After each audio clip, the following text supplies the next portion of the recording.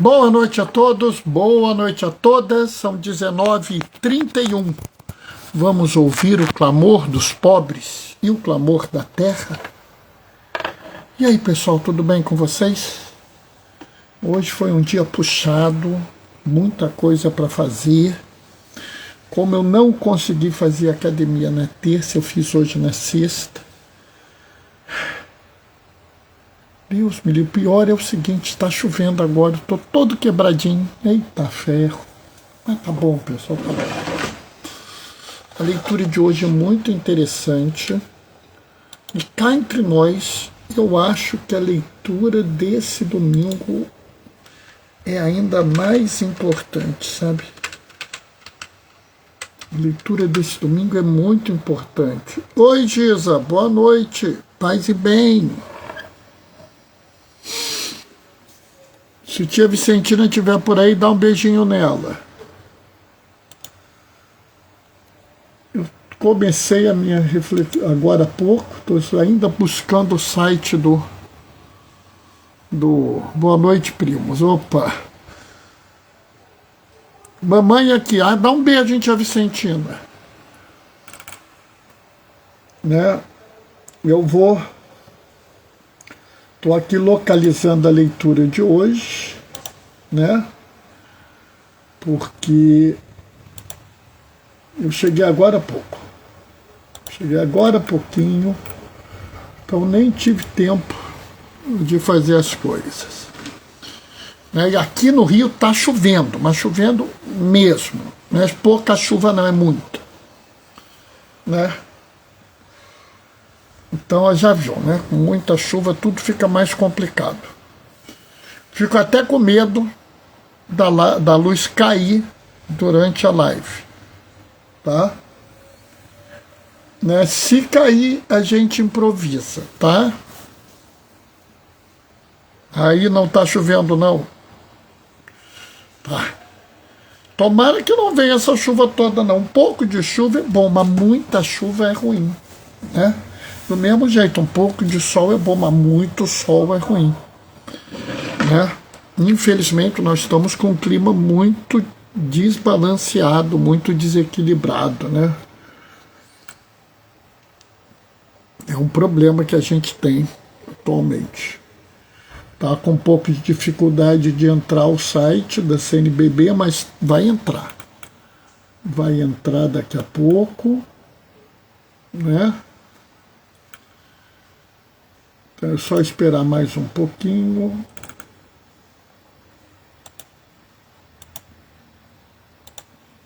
Entrou. Né? Tá quase na hora da gente começar. Né? Entrou mais alguém. Quem entrou agora? Ô, Gilmar, cunhado! Boa noite, Gilmar. Paz e bem. Né, já está quase na hora da gente começar as coisas.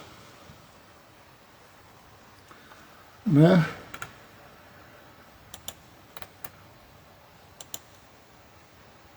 Está na hora, vamos começar. O Senhor esteja convosco. Ele está no meio de nós. Proclamação do Evangelho de Jesus Cristo, segundo Mateus. Naquele tempo, a mãe dos filhos de Zebedeu aproximou-se de Jesus com seus filhos. Ajoelhou-se com a intenção de fazer um pedido. Jesus perguntou: O que queres? Ela respondeu: Manda que estes meus 2 filhos se sentem no teu reino, um à tua direita, outro à tua esquerda. Jesus então respondeu-lhes: Não sabeis o que estáis pedindo. Por acaso podeis beber o cálice que eu vou beber? Eles responderam: Podemos. Então Jesus lhes disse: De fato vós bebereis do meu cálice, mas não depende de mim conceder o lugar à minha direita ou à minha esquerda. Meu Pai é quem dará esses lugares àqueles para os quais ele os preparou. Quando os outros 10 discípulos ouviram isso, ficaram irritados contra os 2 irmãos. Jesus, porém, chamou-os e disse: Vós sabeis que o chefe das nações tem poder sobre elas, e os grandes as oprimem. Entre vós não deverá ser assim. Quem quiser tornar-se grande, torne-se vosso servidor. Quem quiser ser o primeiro, seja vosso servo. Pois o Filho do Homem não veio para ser servido, mas para servir e dar a sua vida como resgate em favor de muitos. Palavra da salvação. Enquanto eu estava lendo, o mozinho entrou. Boa noite, mozinho, paz e bem. Hoje é dia de São Tiago Maior, né? No grupo dos discípulos de Jesus, aquele grupo que se tornou depois os apóstolos, haviam 2 Tiagos. E um Tiago, alguns dizem que era porque ele era mais alto, outros disseram que ele teve um papel mais predominante, era chamado Tiago Maior. Tiago Maior tinha um irmão, João, né? E como a gente viu, é filho de Zebedeu. É interessante porque eu não sei se vocês sabem quem é esse João, irmão de Tiago. Vocês sabem? É ele mesmo, o discípulo que Jesus amava. É João Evangelista. E olhando esse evangelho, a gente vê algumas coisas muito importantes, né? E eu acho que vale a pena a gente refletir sobre essas coisas. Então vamos lá. Primeira coisa, Mateus pega leve. Mateus devia ser muito amigo de Tiago ou de João, porque ele pegou leve. Por que eu digo isso? Porque nesse evangelho, quem vai pedir o lugar é a mãe deles. É como se a mãe quisesse um favor para eles. Oi, Marli, boa noite, paz e bem. Né? Como se aquilo não fosse culpa deles, e sim culpa da mãe enxerida que está querendo o que é bom para os filhos. Bernardo, mas você acha que não foi assim? Numa outra passagem, são eles que pedem. Oi, Terezinha, boa noite, paz e bem. Então, pode ser que tenha sido eles próprios que pediram e não a mãe. Mas Mateus resolveu dar uma aliviada, né? Sendo a mãe, o que eu não acho provável, ou sendo os dois, o que eu acho mais provável, não muda muita coisa, tá? Havia uma disputa de poder, um desejo de poder, né? E isso é muito complicado. Até porque esse pedido não era um pedido trivial, né? Quando eles pedem a Jesus que um sente ao lado direito e o outro ao lado esquerdo, eles estão com uma concepção do reino dos céus. Mas, Bernardo, eu não entendi. Sabe, a gente tem mania de entender o reino dos céus. Oi, Letícia, boa noite, paz e bem, maninha. A gente tem uma coisa de querer entender o reino dos céus, o reino que Jesus pregou, usando a perspectiva do mundo, o que é um erro terrível. Nós deveríamos olhar para o mundo com a perspectiva de Jesus, e não olhar para Jesus com a perspectiva do mundo. Quando a gente olha para o reino que Jesus pregou, com a perspectiva do mundo, a gente se esquece de um reino de paz e de justiça, de amor e de misericórdia, de cuidado, acolhimento e inclusão.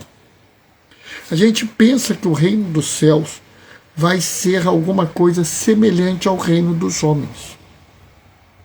Por quê? Porque quando eles pediram para um sentar à direita e um sentar à esquerda, reproduz os reinados do mundo na época de Jesus. Na época de Jesus, o rei sentava e ele tinha 2 conselheiros. Um sentado à direita e outro sentado à esquerda. E esses conselheiros tinham um papel previsto. O conselheiro que sentava à direita era um conselheiro que hoje talvez fosse o primeiro-ministro. Esse conselheiro, ele administra as coisas do rei, ele serve ao rei. Ele é um misto de um mordomo com um administrador. Ou seja, é o cara que faz as coisas aqui. O que se sentava à esquerda era um conselheiro que ajudava a julgar as coisas para o rei. O rei tinha que tomar uma decisão, tinha que pensar uma estratégia de guerra, organizar um julgamento. Era com esse aqui. Então, quando eles pedem a Jesus um lugar à esquerda e um lugar à direita, eles estão reproduzindo a visão que o mundo tem. Eles, sem querer, subvertem o plano divino do Mestre Jesus. Eles ainda não entenderam que o nosso rei não tem cetro, o nosso rei não tem coroa, o nosso rei não tem onde deitar a cabeça. O nosso rei é aquele que se ajoelha para lavar os pés. Eles não entenderam isso. E isso é a primeira mensagem. Se você procura em Jesus um rei de força e poder, de autoridade, de mando, de julgo, de condenação, você está no lugar errado. Você não vai encontrar esse rei em Jesus. Agora, se você procura um rei de uma profunda misericórdia, de uma grande amizade, um rei capaz de dispor de tudo para cuidar de você, um rei que valoriza mais a vida do que o lucro, valoriza mais a dignidade do que a propriedade, que está disposto a quebrar todas as regras para cuidar de uma pessoa e para trazer uma pessoa para perto dele, esse rei é Jesus. Superado isso, nós temos que ir para um outro ponto que é importante. Jesus deixa claro que essa escolha é uma escolha difícil. Escolher seguir na contramão do que, vamos dizer, o sistema dominante nos propõe, sempre vai dar dor de cabeça. Sempre vai ter problema. Se você escolhe cuidar das pessoas, se você escolhe proteger os fracos, os oprimidos, os destituídos de posse, os rejeitados da sociedade, você vai ter problema. É por isso que Jesus fala, vocês vão beber do cálice que eu bebi. Bernardo, mas Jesus está falando da morte dele. Esse é o cálice. E você acha que você não vai morrer se você escolher esse caminho? Acho que não, Bernardo, ninguém vai me matar. Depende. Depende. Depende do que a gente está falando. Algumas pessoas foram, são e serão mortas por essa escolha. Há religiosos e religiosas, sejam eles leigos ou clero, que morreram, morrem e morrerão por essa escolha. Tá? Mas há outras formas de morte. Porque às vezes você vai ter que abrir mão de coisas. Abrir mão de posses suas, abrir mão de propriedades suas. Sabe? É complicado, mas às vezes se precisa. E às vezes você está tão apegado a essa vida antiga que só morrendo para a vida antiga que você vai conseguir uma vida nova. E isso nós vimos aqui, nesse episódio. Eles precisam mudar de vida. Não é, Bernardo? Mas eles mudaram de vida radicalmente.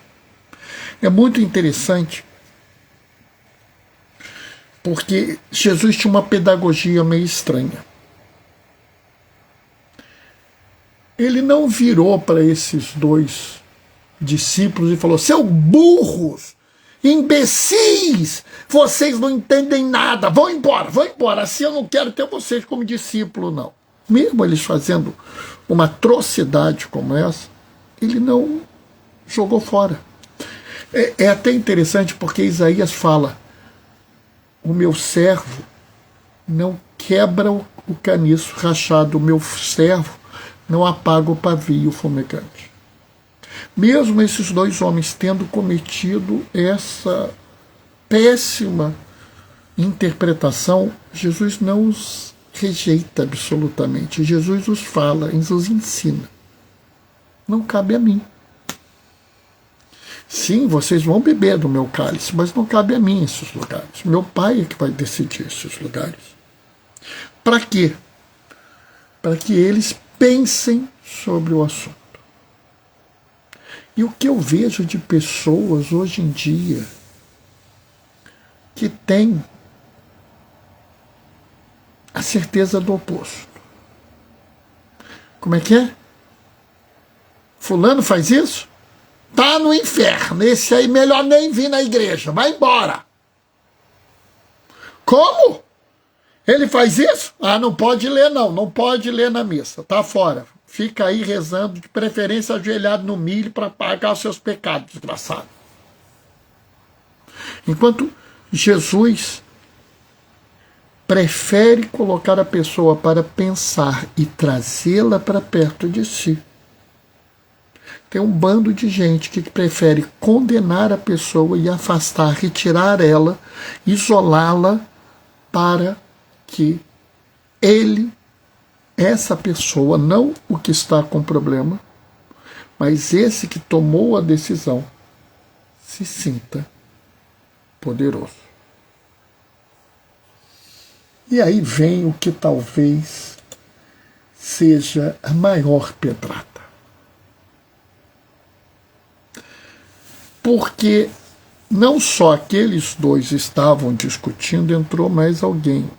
Amadeu, boa noite, paz e bem. Entrou mais alguém. Não, começou um problema. Porque se os dois discípulos tivessem feito uma interpretação errada, era ruim. Mas a verdade era muito pior. Porque os 12 discípulos, os futuros apóstolos, começaram a discussão. Não, eu tenho que ser melhor. Não, quem é melhor sou eu. Não, eu é que tenho que sentar à direita. Não, à esquerda sou eu. Eu não sei o quem. Não sei.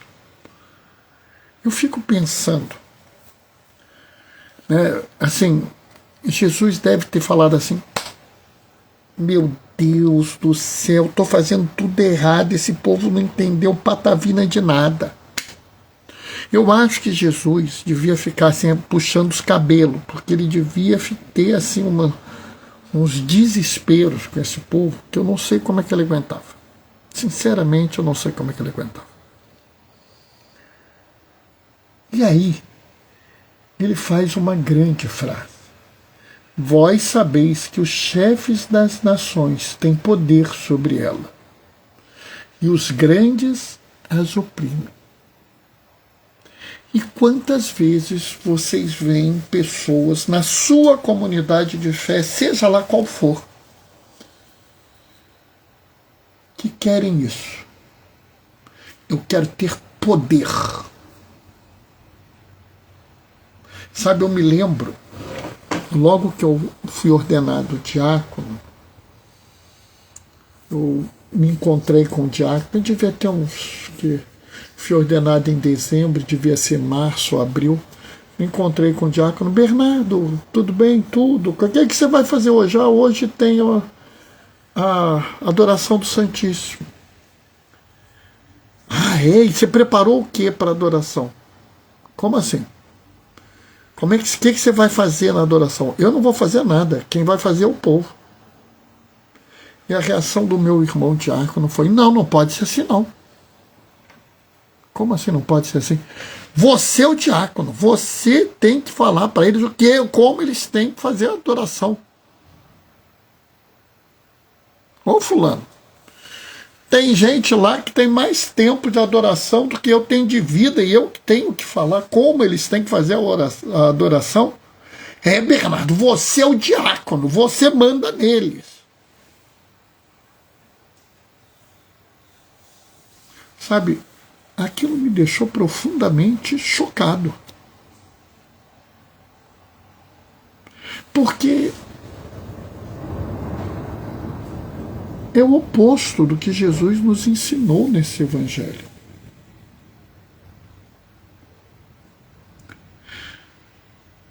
Os chefes das nações têm poder sobre elas, mas eu não sou chefe de uma nação. Como é que eu posso ter poder? E os grandes as oprimem. Como é que eu posso oprimir alguém?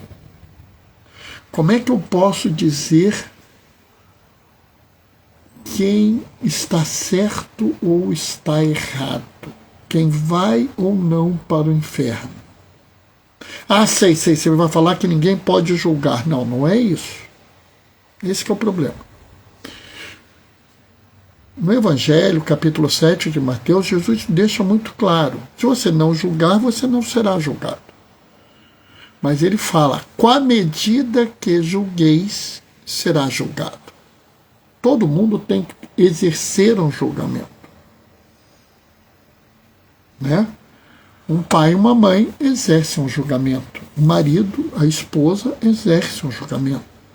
O médico, o professor, o advogado, o engenheiro exercem julgamentos. Mas nós temos que pensar como seremos julgados. Quando eu digo que eu não devo ficar dizendo quem está certo, quem está errado, não é porque eu não tenho que julgar. É porque a minha vida não pode ser uma ferramenta de opressão.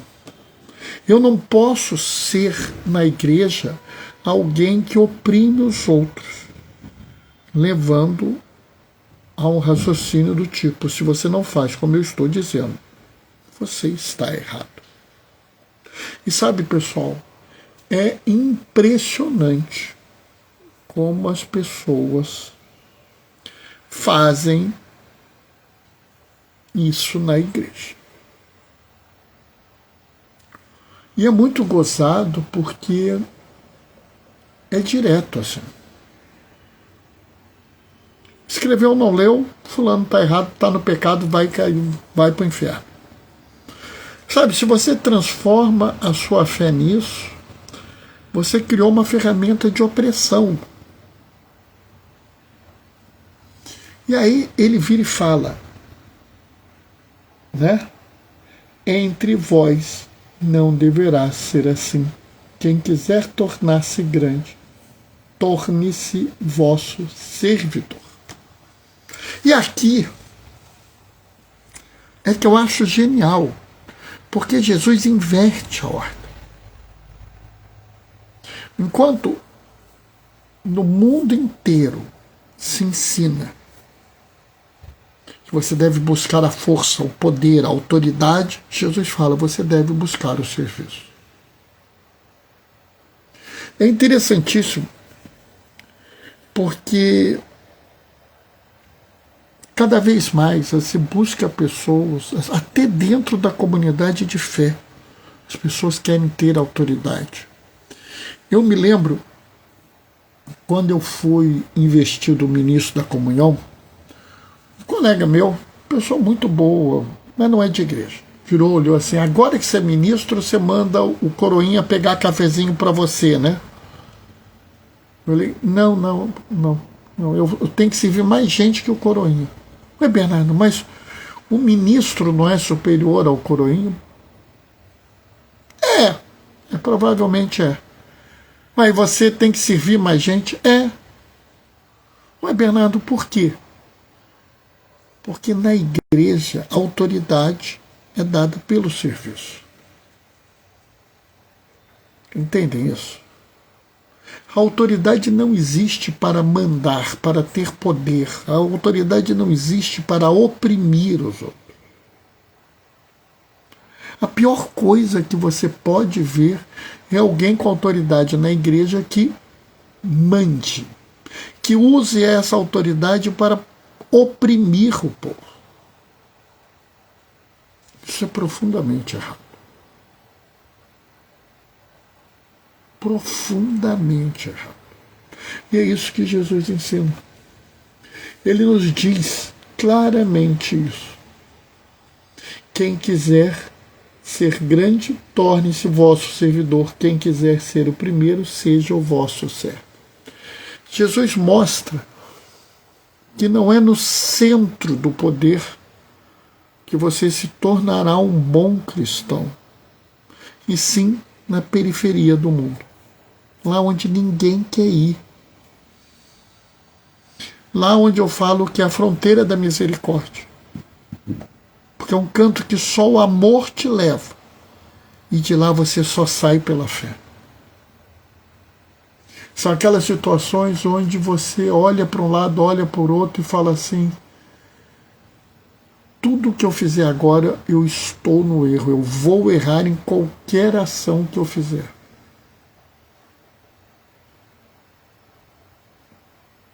E eu vivo dizendo, quando você chegar nesse momento, e eu espero que você chegue. Bernardo, mas é um momento difícil para mim, mas eu espero que você chegue. Porque naquele dia que você estiver naquele momento, frente a uma situação onde todas as suas decisões são erradas, onde tudo que você escolhe será um problema, onde você tem certeza que faça A, faça B ou faça C, haverá um grupo enorme de pessoas te condenando.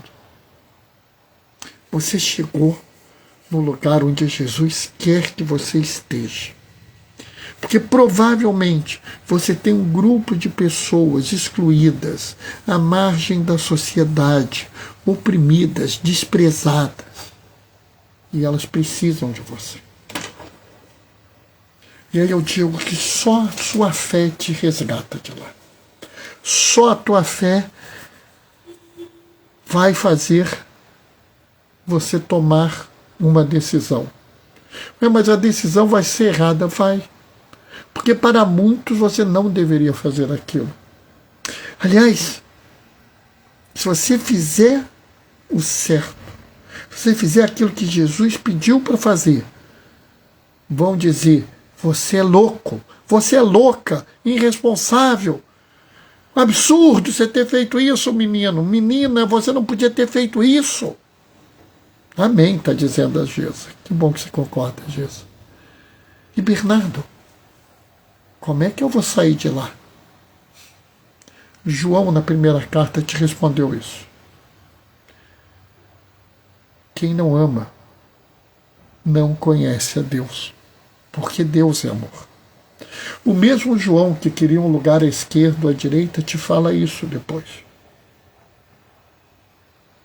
Quando você estiver na fronteira da misericórdia, tome a decisão onde você ama mais. onde o amor é maior, aonde o amor é insensato, é insano, o amor parece absurdo, é lá que você tem que agir. É fazer aquilo que as pessoas vão olhar e falar, como é que essa pessoa fez isso? Porque, como diz Paulo, o amor é a chave da perfeição. Se você amar muito nessa situação, você estará experimentando Deus.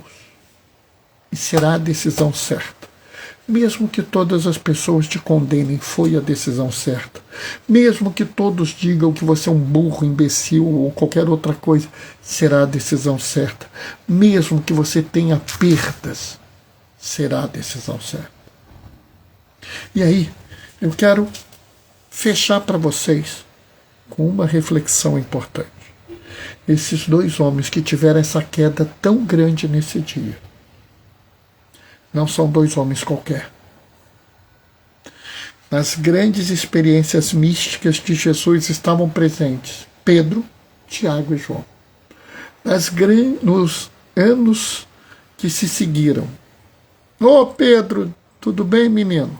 Nos anos que se seguiram, estavam presentes, cuidando da igreja, Pedro, Tiago e João. Pedro, Tiago e João. Pedro, a pedra da igreja.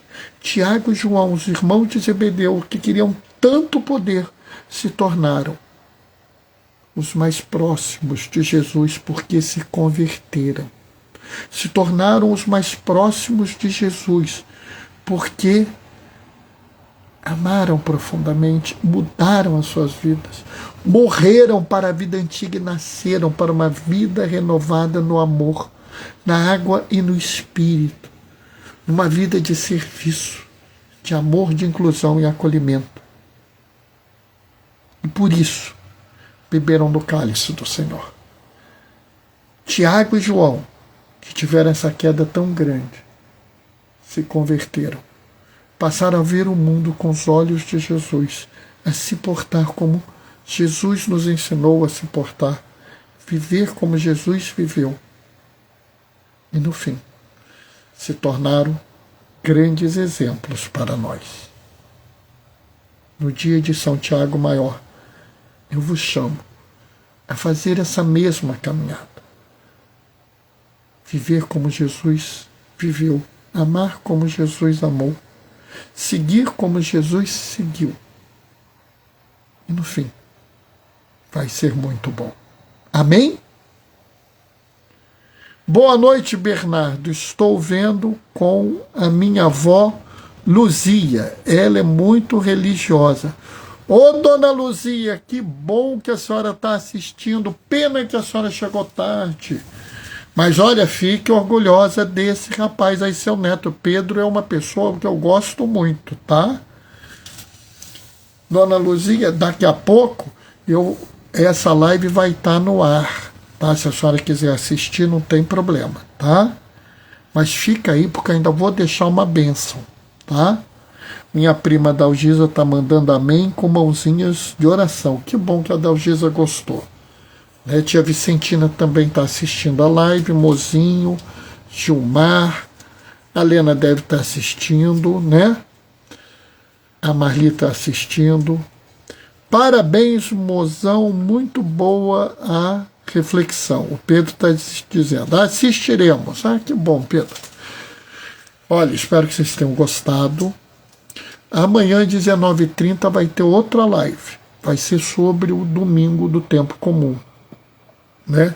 E olha que essa live vai ser uma pedrada, hein? Eu acho que eu não vou conseguir falar tudo que eu tenho que falar. Mas eu vou falar. Tá? Tá na hora, eu vou me despedir agora, mas antes eu vou deixar minha bênção. O Senhor esteja convosco. Ele está no meio de nós. Por intercessão de Tiago, João e a mãe deles, desça sobre vós e permaneça para sempre a bênção do Deus Todo-Poderoso no amor. Aquele que é Pai, Filho e Espírito Santo. Amanhã, às 19h30, a gente se vê. Até lá. Beijos e bênçãos. Tchau, tchau, pessoal.